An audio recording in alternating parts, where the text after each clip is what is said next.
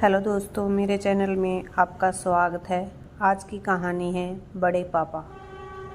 शुक्ल villa से ऐसे में आ रही हंसी ठिठोले की आवाज़ से पूरा मोहल्ला जान गया था कि परिवार में फिर महफिलों का दौर चल पड़ा है। बच्चों का तेज म्यूजिक बजाकर डांस करना, बड़ों का हा हा हा ही करते हुए कभी लॉन में, कभी टेरेस पर, कभी बैठक में जोर जोर से गप्पे लड़ाना, समय बेसमय चाय का दौर चलना, ताश की बाजी सजना, नौकरों का भाग भाग कर काम करना।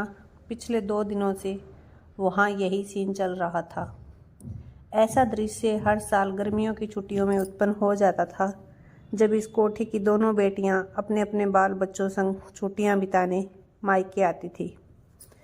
तब इस कोठी की रौनक देखने लायक होती थी, मगर इस बार ये रौनक, ये उत्साह कुछ ज़्यादा ही उफान पर था। और हो भी क्यों न, कारण भी तो बड़ा था। शुक्ला विला की नींव स्वर्गीय सीताराम शुक्ला जी ने रखी थी, जो रुड़की शहर के जाने माने कपड़ा व्यापारी थे। उन्हें और उनकी पत्नी को गुजरे कई साल हो गए। उनके तीनों बेटों कृष्णचंद्र, रामेश्वर और मनमोहन एवं 2 बेटियों निर्मला और कुसुम के बचपन, जवानी, शादी ब्याह, बहू दामादों, नाती पोतों के आगमन का साक्षी बना था यह शुक्ला विला। आज उसी के आंगन में मंझले बेटे रामेश्वर की बड़ी संतान और नई पीढ़ी की गर्जा 23 वर्षीय नम्रता की शादी के चर्चे चल रहे थे। शुक्ला परिवार की नई पीढ़ी में नम्रता सहित कुल 9 किशोरवय बच्चे थे। सभी को आपस में बहुत प्रेम था। जब भी मिलते खूब धमाचौकड़ी मचाते। उन सभी को सम्मिलित रूप से शुक्ला गैंग के नाम से संबोधित किया जाता था। यह गैंग थोड़ी और बड़ी होती अगर बड़े भाई कृष्णचंद्र की पत्नी और दूधमयी बच्ची की एक कार दुर्घटना में असमय मृत्यु न हुई होती। कार वे ही चला रहे थे, किंतु ईश्वर ने उन पर थोड़ी दया दिखाई। चोटें बहुत थी, मगर प्राण बच गए थे। वे स्वयं को इस दुर्घटना का दोषी मानकर गलाने के ऐसे भंवर में उलझे कि सालों बाद भी नहीं उबरे। इस घटना के बाद उन्होंने स्वयं को बस अनवर्थ श्रम की भट्टी में झोंक दिया था। उनकी निरंतर मेहनत का ही परिणाम था कि पिता का बिजनेस दिन दूनी रात चौगुनी तरक्की कर रहा था। कृष्णचंद्र ऐसे हंसी ठट्ठों गप्पों की महफिलों का कभी हिस्सा न बनते। काम से लौटकर सबका संक्षिप्त हालचाल पूछते और चुपचाप खाना खाकर सीधा अपने कमरे में चले जाते। वहाँ भी देर रात तक व्यापार के काम से निपटाते रहते। परिवार में उनका एक कड़क अनुशासित पिता के समान दबदबा था। और हो भी क्यों न, छोटे भाई बहनों की शादियाँ, रोजगार आदि सभी जिम्मेदारियाँ उन्होंने ही उठाई थी। भाई बहन उन्हें बड़े भाई साहब और बच्चे बड़े पापा कहकर संबोधित करते।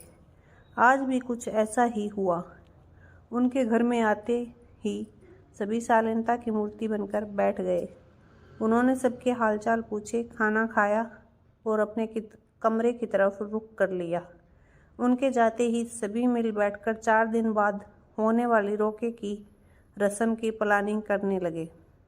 शुक्ला गैंग डेस्टिनेशन वेडिंग की तरह डेस्टिनेशन रोके की जिद पर अड़ा था। निर्मला की बेटी नव्या बोली, सुनिए सुनिए, शुक्ला गैंग पूरी प्लानिंग कर चुका है। रस्म मसूरी के एक रिजॉर्ट में होगी। लड़के वाले भी वहीं आ जाएंगे। सभी वहाँ 2 दिन रुकेंगे। खूब नाच गाना, धमाल मस्ती होगी। इस तरह से हमें अपने जीजाजी को जीजी के साथ वक्त बिताने का भरपूर मौका मिलेगा। कहते हुए उसने नम्रता की तरफ आंख मारी तो वह थोड़ी लज्जा गई। नहीं नहीं, ऐसा अच्छा लगता है क्या? रोके की रस्म तो घर पर ही होनी चाहिए। कुसुम बोली, बस बस मौसी, आप हमारी प्लानिंग की यूं बगियां मत उधेड़ो। इस बार हम बच्चों की चलेगी, आप बड़ों की नहीं। पिछले 2 सालों से आप लोग हमें गर्मियों में घुमाने के नाम पर तीर्थ यात्राएं करा रहे हैं और हम कुछ नहीं बोले, लेकिन इस बार नहीं। हमारी नम्रता दी का रोका हमारे हिसाब से ही होगा। नव्या की बात को सभी बच्चों ने जोरदार तरीके से सपोर्ट किया।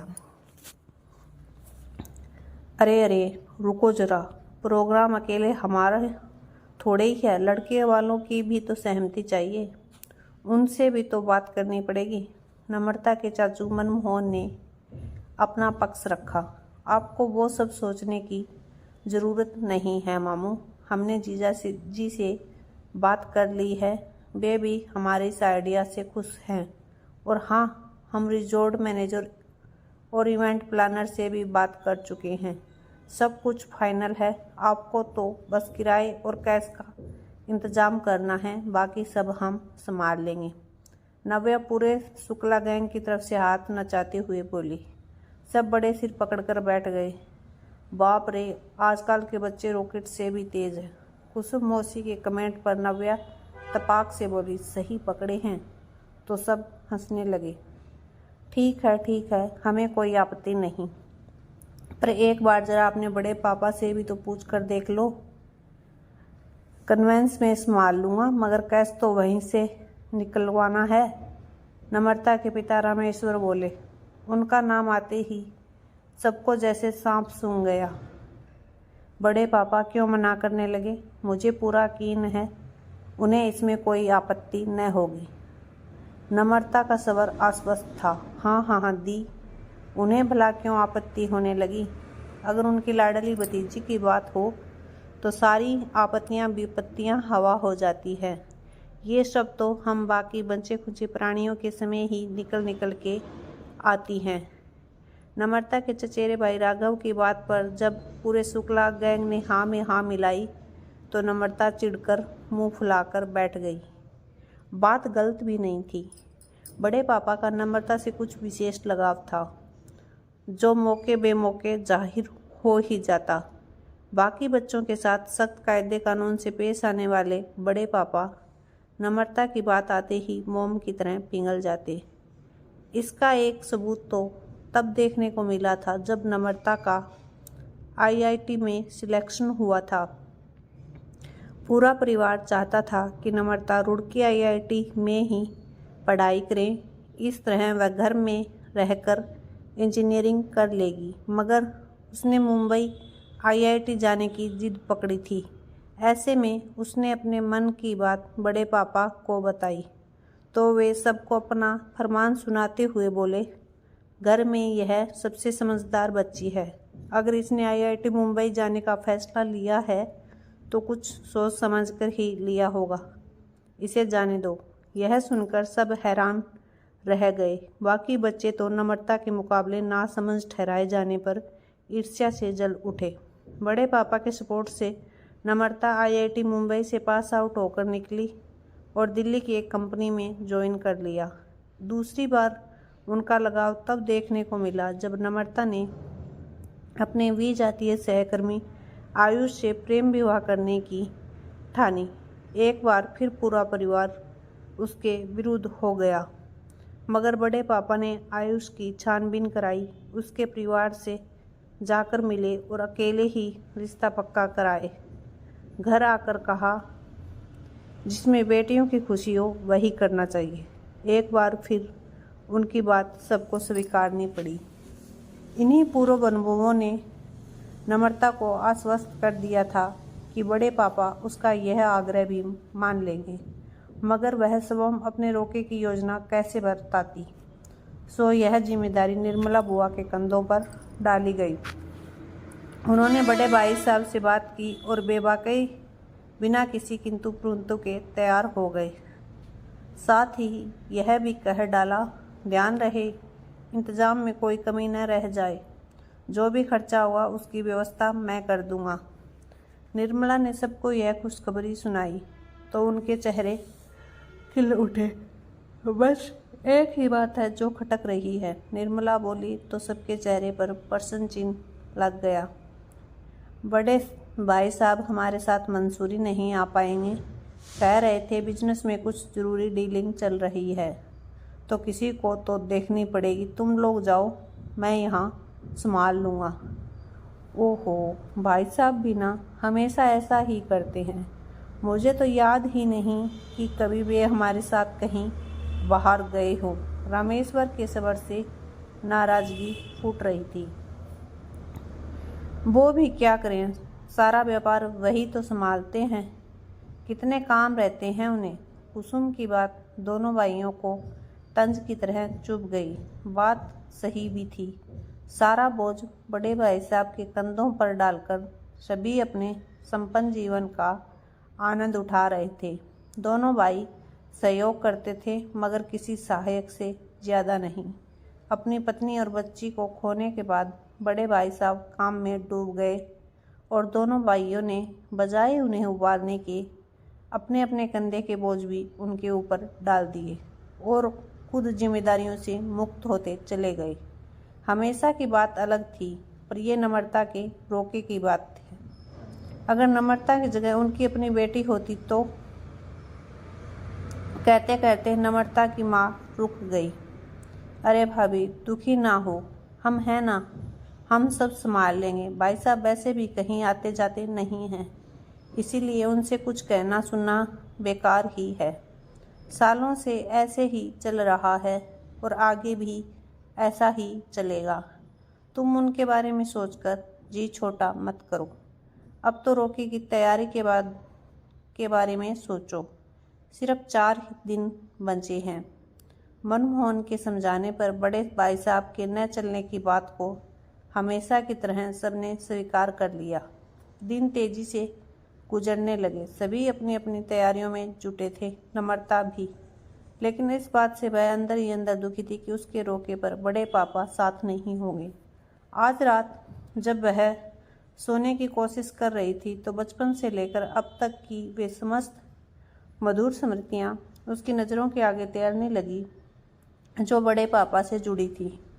माँ कहती थी, उस एक्सीडेंट के बाद वे पहली बार तब मुस्कुराए थे जब तुझे गोद में लिया था। तू जन्मी तो कहने लगे, चलो कम से कम मेरी खोई हुई बिटिया तो वापस आई। उसका नम्रता नाम भी बड़े पापा का ही दिया हुआ था, जो उनकी अपनी बेटी का था। नम्रता को याद आ रहा था कैसे बड़े पापा घर के सभी सदस्यों की ज़रूरतों का, उनकी सुविधाओं का ख्याल रखते हैं। अपने लिए तो शायद ही कभी कुछ चाहा या मांगा हो। मेरे लिए तो मेरे पापा से भी बढ़कर हैं। वे सच में मेरे बड़े पापा हैं और वही मेरे जीवन के इतने बड़े पड़ाव पर मेरे साथ खड़े नहीं होंगे। नहीं, ऐसा नहीं हो सकता, उन्हें होना ही होगा। इस दृढ़ निश्चय के साथ नम्रता उठी और अपने बड़े पापा के कमरे में चली गई। वे खिड़की पर खड़े आकाश को निहार रहे थे। एक अजीब सी तन्हाई और उदासी उनके चेहरे पर फैली थी। नम्रता को आते देख वे थोड़े संयत हुए। आओ बेटी। बड़े पापा, कल मेरे जीवन का इतना महत्वपूर्ण दिन है और आप ही की वजह से यह दिन आया है, पर आप ही वहाँ नहीं होंगे मुझे अपना आशीर्वाद देने के लिए। ये क्या कह रही हो बेटी? मैं वहाँ रहूँ या न रहूँ, इससे क्या फ़र्क पड़ता है? मेरा आशीर्वाद तो हमेशा ही तुम्हारे साथ है। वैसे भी मैं नहीं तो क्या, बाकी सभी तो होंगे ही तुम्हारे साथ। बाकी सभी भले हों, मगर आप तो नहीं होंगे ना। और इस बात से मुझे फ़र्क पड़ता है, बहुत फ़र्क पड़ता है। नम्रता आंखों में अनुग्रह लिए उदास स्वर में बोली। यह सुनकर बड़े पापा की आंख भर आई, स्वर रूंध गया। वह मुश्किल संभलकर बोले, बेटी सुन बेटी, दिल छोटा मत कर, तू खुशी खुशी जा। अगर ज़रूरी काम न होता तो मैं भी आ जाता। खैर, मेरा होना तेरे लिए ज़रूरी है। मैं तो यह सुनकर ही गदगद हो गया हूँ। बाकी किसी ने तो मुझसे एक बार भी साथ चलने को नहीं कहा। साथ चलने को तो मैं भी नहीं कह रही हूँ बड़े पापा। नम्रता का स्वर गंभीर था। तो फिर? कृष्णचंद्र को नम्रता की बात कुछ समझ नहीं आई। मैं जानती हूँ बड़े पापा, अगर मैं कहूँगी तो भी आप साथ नहीं आएंगे, इसलिए मैं आपको साथ चलने को कहने नहीं आई हूँ। मैं तो यह कहने आई हूँ कि आपके बगैर यह रोका नहीं होगा। उस समय उस मुहूर्त पर आप जहाँ होंगे मेरा रोका वहीं होगा। आप घर पर होंगे तो घर में, ऑफिस में होंगे तो ऑफिस में, कार में, शोरूम पर, आप जहाँ होंगे बस हमें 5 मिनट दे देना, हम वहीं रोका कर लेंगे। पागल हो गई है क्या? सब व्यवस्थाएं हो चुकी हैं। आयुष के घर वाले क्या सोचेंगे? वो कुछ भी सोचे, मुझे परवाह नहीं। मेरे लिए आप सबसे इम्पोर्टेंट हैं और इस बारे में मैं आपको यूं बच के नहीं जाने दूंगी। यह सब सुन कृष्णचंद्र पत्थर से जम गए। उन्हें यूं चुप खड़ा देख नम्रता जाने लगी। चलिए, ये खुशखबरी मैं बाकी सभी को भी दे आऊं कि रोका मंसूरी में नहीं बल्कि यहीं होगा, बड़े पापा के साथ। नम्रता को जाता देख कृष्णचंद्र पीछे से बोले, रुक, सुन तो, मैं चलूंगा तेरे साथ। क्या कहा? फिर से कहिए, मैंने ठीक से सुना नहीं। नम्रता ने न सुनने की एक्टिंग की। मैंने कहा, कोई ज़रूरत नहीं है किसी से कुछ कहने की, मैं साथ चलूँगा। और आपके सो कॉल्ड ज़रूरी काम, उनका क्या होगा? कोई ज़रूरी काम नहीं है। परिवार के आगे मेरे कभी कोई ज़रूरी काम नहीं रहे। तो फिर ये न जाने का ड्रामा क्यों कर रहे थे? नम्रता झूठा गुस्सा जाहिर करते हुए बोली, इसलिए कि कोई तो मुझे भी पूछे, मेरे साथ जिद करे, मेरी मान मनुहार करें। मैं इतने सालों से तुम सभी का दुख दर्द बिना कहे समझता आया हूँ, बिन मांगे सब देता आया हूँ। क्यों? क्योंकि यह परिवार मेरे लिए बहुत मायने रखता है। इस परिवार के बिना मेरा वजूद अधूरा है। मगर क्या मैं भी इस परिवार के लिए कुछ मायने रखता हूँ? क्या मेरी उपस्थिति भी इस परिवार के लिए ज़रूरी है? मैंने जब भी तुम लोगों के साथ कहीं जाने को मना किया तो बस यह जानने के लिए कि मेरे होने या न होने से तुम लोगों को कुछ फर्क पड़ता भी है या नहीं। पर हर बार मेरे हाथ बस निराशा ही लगी। बड़े पापा की बातें सुनकर नम्रता स्तंभ रह गई।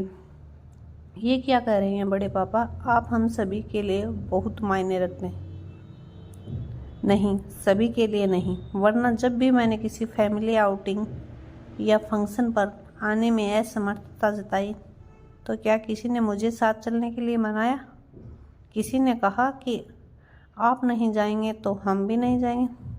नम्रता, मैं भले ही बूढ़ा होता जा रहा हूँ पर मेरे अंदर अभी भी एक बच्चा जिंदा है जो तुम सबकी आंखों में अपने लिए प्यार और अहमियत देखना चाहता है, जो चाहता है कि कोई उसके कामों को, उसके योगदान को सराहे, उसकी कमी को महसूस करे, उसे यकीन दिलाए कि वह उनके लिए कितना महत्वपूर्ण है। मगर अफसोस, इस घर में सबने मुझे हमेशा फॉर ग्रांटेड ही लिया। मैं धीरे धीरे दूर होता गया और सबने मुझे सहजता से दूर होने दिया। किसी ने मुझे खींचकर अपनी चौकड़ी में शामिल नहीं किया। अगर आज तुम भी मुझे मनाने नहीं आती तो मैं पूरी तरह से टूट जाता। मन की पीड़ा कहते कहते बड़े पापा की आंखों से अविरल आंसुधारा बह रही थी, जो न जाने कितने वर्षों का जमा गुवार पिघलाकर बाहर ला रही थी। उनकी पीड़ा से वाकिफ हो नम्रता की भी आंखें और दिल दोनों भर आए। सच ही तो कह रहे थे बड़े पापा। आज तक पूरे परिवार ने उन्हें पिता समान होने का तमगा पहनाकर एक सर्विस प्रोवाइडर ही तो बना कर रखा है, जो उनके बदले मर खप कर उनके लिए धन और सुविधाएं जुटा रहा है। उनकी भावनाओं को कब किसी ने सुनने समझने का प्रयास किया? पर अब ऐसा नहीं होगा। वह सबसे इस बारे में बात करेगी। भारे हुए माहौल को हल्का करने के लिए नम्रता आंखें पोंछकर उनकी अलमारी खोलते हुए बोली, चलिए, इमोशनल बातें बहुत हुई, अब आपकी ड्रेस देखते हैं कल क्या पहन सकते हैं। आपके पास नई ड्रेस तो कोई होगी नहीं, नम्रता ने मायूसी से कहा। है क्यों नहीं, है ना, ये देखो। कहते हुए बड़े पापा ने अपनी अलमारी से बहुत खूबसूरत काम किया हुआ सिल्क का कुर्ता पजामा निकालकर नम्रता के सामने एक छोटे बच्चे की तरह उत्साह से रख दिया। वाह बड़े पापा, ये तो बहुत खूबसूरत है। मतलब आपने पहले से ही सारी तैयारी कर रखी थी, नम्रता ने नकली गुस्सा दिखाते हुए कहा। हाँ, क्योंकि मुझे भरोसा था कि तुम मुझे मनाने ज़रूर आओगी। अगर आज तुम भी नहीं आती तो मैं सच में पूरी तरह से टूट जाता, लेकिन मुझे भरोसा सा था कि तुम आओगी, क्योंकि तुम तो मेरी बेटी हो ना। कहते हुए बड़े पापा फिर से रो पड़े। नम्रता उनके गले लग गई और उन्हें चुप कराने लगी। फिर कृष्णचंद्र ने कहा, जा बेटा, अब तुम भी जाके आराम कर ले, देर बहुत हो गई। ठीक है बड़े पापा, आप भी सो जाइए, थक गए होंगे। फिर आपको मेरे रोके में जमकर डांस भी करना है ना? हंसते हुए नम्रता ने कहा, जरूर, मेरी बेटे के लिए कुछ भी, कृष्णचंद्र ने प्यार से कहा। नम्रता अपने रूम की तरफ लौटते हुए भगवान का शुक्रिया कर रही थी कि उसे सही समय पर अक्ल आ गई, नहीं तो बड़े पापा पूरी तरह से टूट जाते। ये थी मेरी आज की कहानी। आप लोगों को कैसी लगी कमेंट करके ज़रूर बताइएगा। बहुत बार हम अपने घर के बड़ों के साथ ऐसा ही करते हैं, हम उन्हें सिर्फ सर्विस प्रोवाइडर की तरह ले लेते हैं। जब भी कहीं जाना होता है या कोई फैमिली फंक्शन होता है तो हम उनसे नहीं कहते। अगर वो एक बार बोल दे कि नहीं जाना तो हम उनकी बात मान लेते हैं। कभी उनको भी मना लिया करो बच्चों की तरह।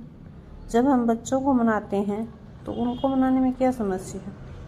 अगर आपको मेरी कहानी पसंद आई हो तो मेरे चैनल को सब्सक्राइब कर लीजिए। Thank you.